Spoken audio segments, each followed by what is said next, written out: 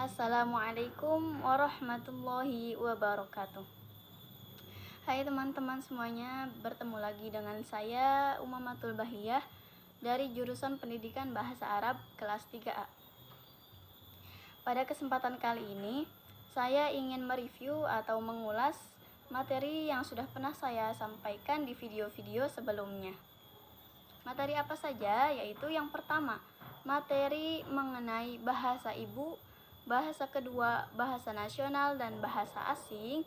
Kemudian yang kedua, materi tentang pemerolehan bahasa dan pembelajaran bahasa. Yang ketiga yaitu materi tentang dasar-dasar teoritis pengajaran bahasa. Dan yang terakhir, kita akan membahas tentang hakikat pembelajaran bahasa Arab sebagai bahasa asing.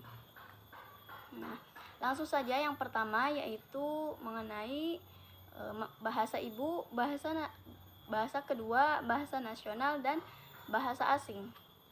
Dalam materi ini terdapat 3 pembahasan, yaitu yang pertama pengertian, yang kedua persamaan dan perbedaan, dan yang ketiga yaitu kedudukan bahasa Arab bagi pelajar di Indonesia menurut peristilahan yang tadi. Nah, yang pertama, pengertian bahasa ibu. Masih ingat nggak? Apa sih bahasa ibu itu? Iya, bahasa ibu adalah bahasa yang pertama kali dikuasai oleh seorang anak melalui interaksi dengan lingkungan terdekatnya seperti keluarga, masyarakat, dan lain sebagainya.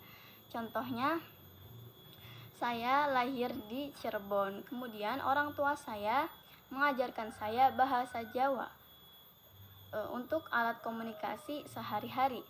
Nah, bahasa Jawa ini merupakan bahasa ibu atau bahasa pertama bagi saya. Kemudian yang kedua yaitu pengertian mengenai bahasa kedua.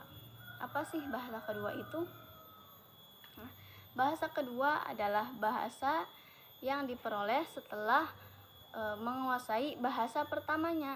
Contohnya, saya lahir di Cirebon dan saya menggunakan bahasa Jawa sebagai bahasa ibu saya atau sebagai alat komunikasi.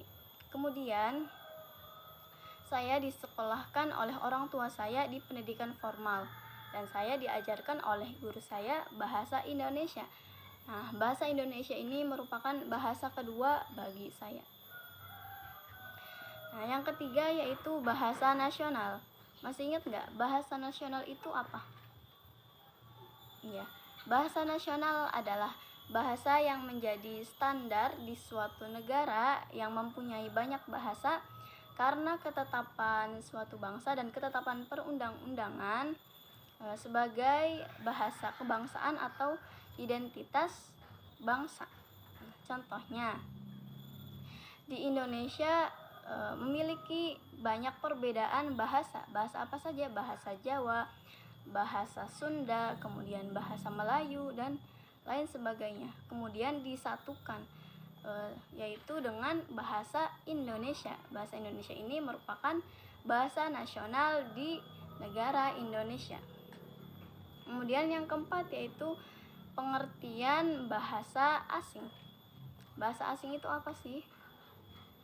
Iya, bahasa asing adalah bahasa yang tidak biasa digunakan di suatu negara, atau bahasa asing merupakan bahasa yang bukan milik suatu negara.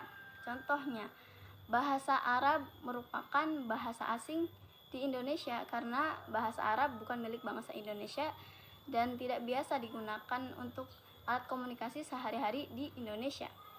Kemudian begitu juga sebaliknya, bahasa Indonesia merupakan bahasa asing bagi bangsa Arab, bangsa Eropa, kemudian negara Amerika, dan lain sebagainya. Selanjutnya, pengertian bahasa daerah. Apa sih bahasa daerah itu? Ada yang tahu nggak? Iya, bahasa daerah menurut Kamus Besar Bahasa Indonesia adalah bahasa yang lazim atau biasa digunakan di suatu daerah. Contohnya seperti di Pulau Jawa, bahasa daerahnya bahasa Jawa. Kemudian di Jawa Barat, bahasa daerahnya bahasa Sunda, walaupun ada yang menggunakan bahasa Jawa.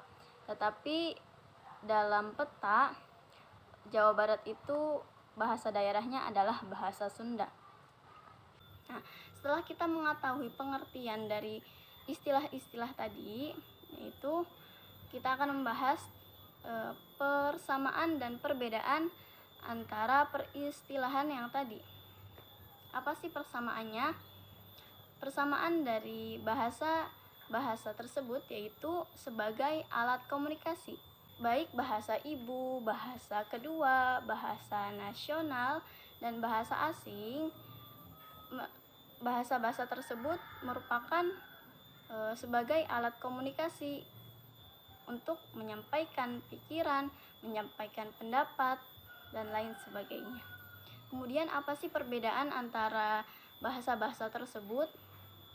Nah, perbedaannya yaitu bahasa pertama adalah bahasa yang dikuasai oleh anak sejak pertama kalinya. Kemudian yang kedua yaitu bahasa kedua adalah bahasa yang umum digunakan di suatu negara. Kemudian yang ketiga yaitu bahasa nasional adalah bahasa yang menjadi identitas sebuah negara dan biasanya didapatkan di pendidikan formal. Kemudian bahasa daerah. Bahasa daerah biasanya digunakan di suatu daerah seperti bahasa Melayu, bahasa Sunda, bahasa Jawa, dan lain sebagainya. Dan yang terakhir yaitu bahasa asing adalah bahasa yang tidak biasa digunakan sebagai alat komunikasi di suatu negara.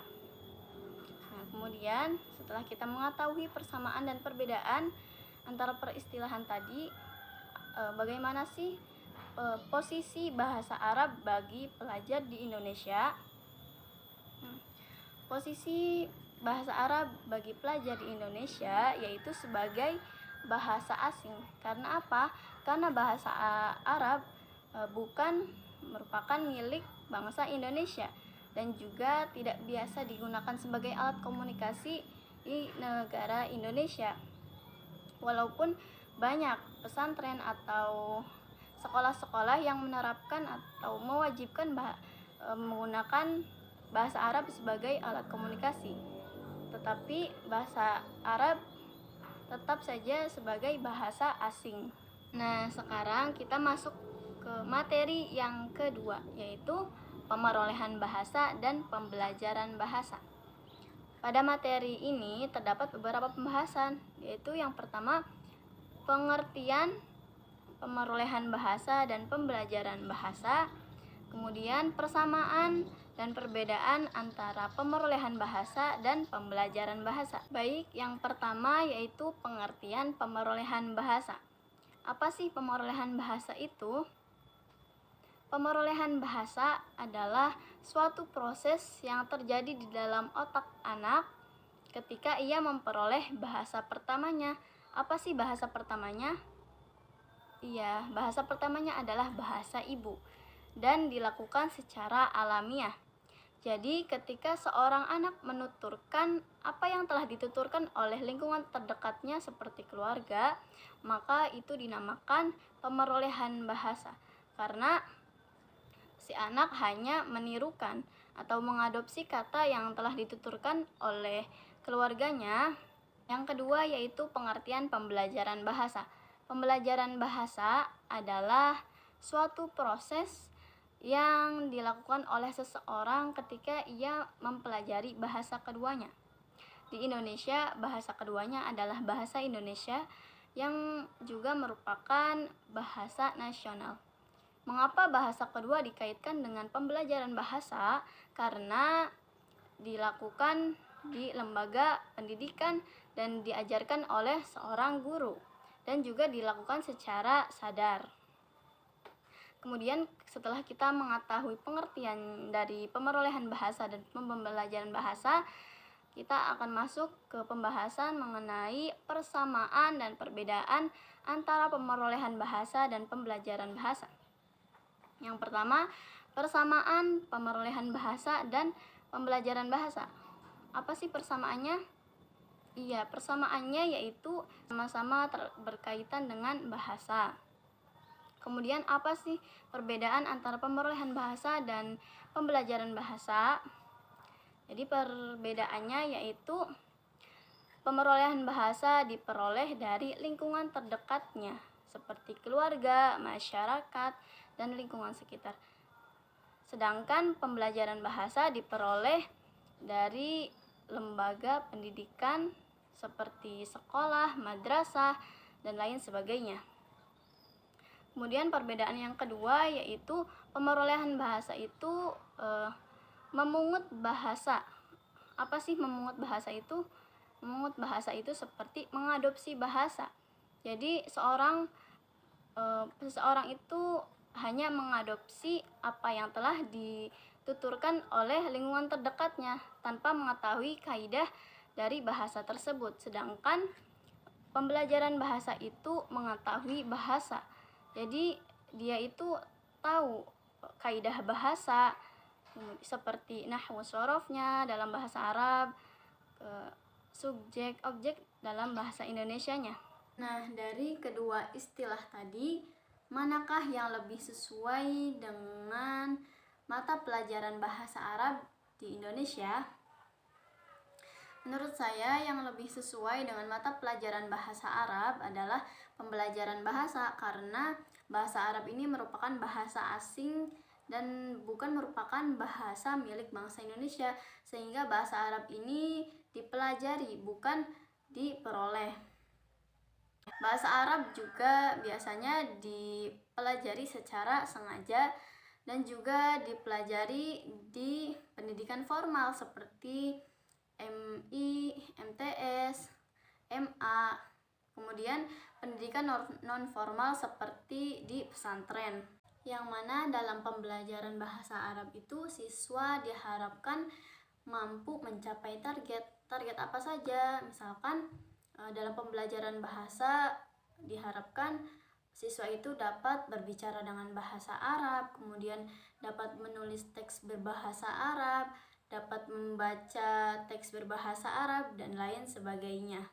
Nah, sekarang kita masuk pada pembahasan yang ketiga, yaitu dasar-dasar teoritis pengajaran bahasa. Masih ingat nggak apa saja yang termasuk dasar-dasar teoritis pengajaran bahasa? Ya, dasar-dasar teoritis pengajaran bahasa itu dibagi menjadi 3 macam.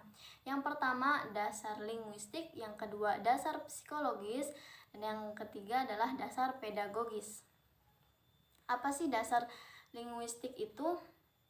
Dasar linguistik adalah dasar-dasar atau pengajaran yang berkenaan dengan seluk-beluk bahasa, seperti hakikat bahasa, struktur bahasa, dan yang berkenaan dengan bahasa.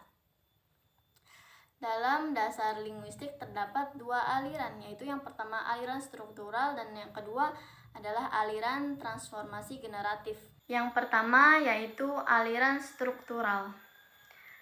Pada aliran ini terdapat beberapa teori, yaitu yang pertama, bahasa pertama-tama adalah bahasa lisan, sehingga implementasi guru bahasa Arab terhadap aliran ini yaitu guru memulai pelajaran dengan menyuruh peserta didik untuk menyimak atau istima' video berupa bahasa Arab, kemudian dilanjutkan dengan berbicara. Guru ini menyuruh peserta didik untuk berbicara dengan menggunakan bahasa Arab.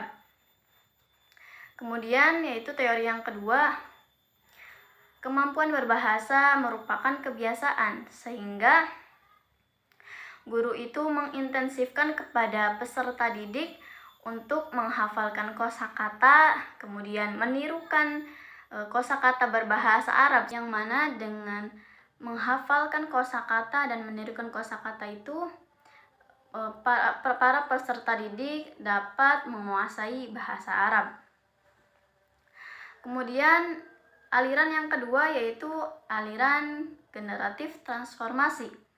Pada aliran ini juga terdapat beberapa teori. Yang pertama, Kemampuan berbahasa merupakan proses kreatif, sehingga guru bahasa Arab ini memberikan kesempatan kepada peserta didik untuk mengkreasikan bahasa Arab menurut kaidah-kaidah yang telah diajarkan oleh guru kepada peserta didik. Yang kedua yaitu kaidah-kaidah bahasa merupakan kebutuhan, sehingga guru bahasa Arab itu memberikan kaidah-kaidah bahasa berupa nahwu, shorof, dan lain sebagainya untuk peserta didik dalam mengkreasikan bahasa. Setelah kita mengetahui dasar-dasar linguistik, kita beralih ke dasar psikologis. Apa sih dasar psikologis itu? Jadi dasar psikologis adalah dasar-dasar atau pengajaran yang berkenaan dengan kejiwaan peserta didik atau bagaimana seseorang belajar sesuatu. Pada dasar ini terdapat dua aliran atau dua madhab. Yang pertama madhab behaviorisme dan yang kedua yaitu madhab kognitif. Madhab behaviorisme yaitu menekankan faktor eksternal sebagai faktor yang lebih dominan. Faktor eksternal itu apa? Yaitu lingkungan seperti guru, kemudian teks, dan lain sebagainya. Jadi, guru itu memberikan stimulus kepada peserta didik agar peserta didik meresponnya. Seperti dalam pembelajaran bahasa Arab, guru memilih materi dalam bahasa Arab, kemudian memilih teks berbahasa Arab. Murid menghafalkan teks tersebut. Jika yang tidak hafal, guru akan memberikan sanksi atau hukuman, dan yang lancar terhadap hafalannya, dia akan diberikan reward atau hadiah oleh guru. Jadi peserta didik ini masih membutuhkan stimulus dari gurunya. Kemudian yang kedua yaitu madhab kognitif. Madhab kognitif ini menekankan faktor internal dalam pembelajaran. Faktor internalnya itu apa? Yaitu berasal dari diri sendiri, seperti minat, bakat, dan lain sebagainya. Jadi dia yang memilih metode pembelajarannya seperti apa, kemudian teksnya bagaimana, semuanya dipilih oleh peserta didik, sehingga guru tidak terlalu berperan aktif dalam pembelajaran. Kemudian dasar yang terakhir yaitu dasar pedagogis. Apa sih dasar pedagogis itu? Dasar pedagogis adalah suatu dasar yang digunakan oleh pendidik untuk melaksanakan proses pembelajaran dengan baik, kemudian membimbing peserta didik ke arah tujuan tertentu, dan agar peserta didik dapat menyelesaikan masalah dengan baik. Kemudian bagaimana implementasi dalam pembelajaran bahasa Arab? Dalam pembelajaran bahasa Arab, guru itu harus menguasai dasar pedagogis, yaitu seperti mampu mengelola pembelajaran bahasa Arab dengan baik, seperti memilih materi pembelajaran bahasa Arab, kemudian merancang pembelajaran bahasa Arab dengan baik, kemudian mengevaluasi dengan memberi latihan-latihan soal berbahasa Arab kepada peserta didik agar peserta didik mampu menguasai bahasa Arab. Kemudian kita masuk kepada pembahasan yang terakhir, yaitu hakikat pembelajaran bahasa Arab sebagai bahasa asing. Pada hakikatnya, pembelajaran bahasa Arab sebagai bahasa asing adalah bantuan dari seorang pendidik kepada peserta didik untuk proses memperoleh ilmu dan pengetahuan bahasa Arab, kemudian kemampuan kemahiran berbahasa Arab. Dalam pembelajaran bahasa Arab sebagai bahasa asing, peserta didik diharapkan mampu mengembangkan berbahasa Arab untuk berkomunikasi baik secara lisan maupun tulisan, dan peserta didik diharapkan mampu dalam 4 keterampilan, yaitu pertama, keterampilan menyimak atau maharatul istima'. Peserta didik diharapkan mampu menyimak video penjelasan berbahasa Arab, kemudian menyimak penjelasan dari guru yang menggunakan bahasa Arab dan lain sebagainya. Kemudian yang kedua yaitu maharatul kalam atau keterampilan berbicara. Peserta didik diharapkan mampu berbicara dengan bahasa Arab atau menggunakan bahasa Arab sebagai alat komunikasi. Yang ketiga yaitu maharatul qiraah atau keterampilan membaca. Peserta didik diharapkan mampu membaca teks berbahasa Arab, kemudian membaca buku yang bertuliskan bahasa Arab dan lain sebagainya. Dan yang terakhir, peserta didik diharapkan mampu dalam keterampilan menulis atau maharatul kitabah. Peserta didik diharapkan bisa menulis teks berbahasa Arab, menulis cerita berbahasa Arab, dan lain sebagainya. Setelah kita belajar bahasa Arab, kita bisa menjadi guru bahasa Arab, kemudian penerjemah bahasa Arab, dan peneliti bahasa Arab, dan lain sebagainya.